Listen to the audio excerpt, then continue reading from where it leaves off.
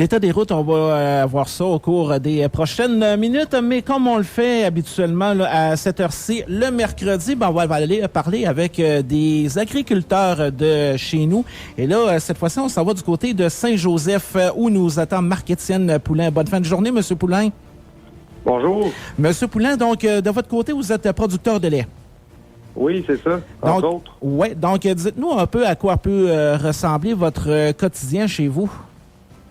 Ah, ben, dans le fond, moi, je me lève le matin, j'arrive à la ferme vers 6h15 environ. Puis moi, dans le fond, je suis avec mon père et mon oncle sur la ferme. On se divise les tâches, là. Fait que quand moi, j'arrive le matin, je m'occupe des génisses. OK. Dans le fond, ça, c'est les jeunes vaches, là, qui sont pas encore des vaches qui font du lait, là. Comment vous avez appelé ça? Des génisses, des taures, des veaux. Il y a plusieurs appellations pour les différents groupes d'âge, là. OK, c'est la première fois que je l'entendais, celle-là. OK. Donc... Ouais, ben, ensuite, c'est ça, là, mais pour une journée, après ça, je vais déjeuner, après le train. Ensuite, là, moi, c'est moi qui s'occupe de la régie du troupeau là, sur la ferme. Là. Ça inclut les inséminations que c'est moi qui fais.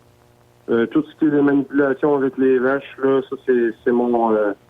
Bon, parfait. Donc, autrement dit, la journée commence de bonne heure et se termine tard. C'est à peu près ça? Oui, ben c'est pas super. Nous, à la ferme, on a des robots de traite. Depuis qu'on a les robots, là, les journées sont moins longues un peu. Hey, de plus en plus, justement, on parle de robotisation. Qu'est-ce que ça change dans votre travail au quotidien, ça? Ça change beaucoup de choses. Là. Particulièrement, ça peut nous aider là, à avoir des journées un peu moins chargées, justement. Là. Mais aussi, ça nous apporte à avoir plus de connaissances là, au niveau de la robotisation, justement. Et il y a plein de choses là, qu'on a dû apprendre là, quand on a mis les robots de traite. Là. OK. Et revenons un petit peu là, justement sur la robotisation. Bon, vous dites avoir des journées un petit peu moins chargées, mais ça ne veut pas dire pour autant partir sur la galipette, là. Non.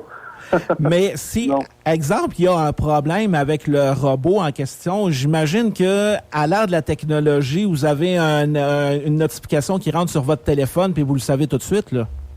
Oui, dans le fond, ça marche avec les appels. Là. On se fait appeler sur notre cellulaire, puis il y a une voix robotisée qui nous dit, qui peut nous dire un peu c'est quoi le problème là, pour nous diriger. Là. OK. Quand même intéressant la technologie où on en est rendu aujourd'hui. De votre côté, là, vous avez combien de vaches laitières? Nous, on a 80 vaches en lactation. OK. C'est à peu près un troupeau de 100 têtes, là, 100 vaches. Et annuellement, là, vous pouvez produire combien de litres de lait chez vous? C'est une bonne question. Même, là, nous autres, notre moyenne, elle se tient autour de 11 500 par vache. Là. OK. Si on fait un calcul vite, là, ça va nous le donner. Là. OK. Fait que dans le fond, vous, c'est du 365 jours par année. Faites-vous juste de la production de lait ou vous avez autre chose? On a une porcherie aussi, puis on a une érablière. Ah ben, coudonc, vous vous tenez occupé, puis c'est vrai. Oui. À côté érablière, vous avez combien d'entailles? On a à peu près 2500 entailles. Avec la température là, qui joue un petit peu au yo-yo, là, j'imagine qu'il est encore trop tôt là, pour commencer à penser que ça pourrait couler. Là.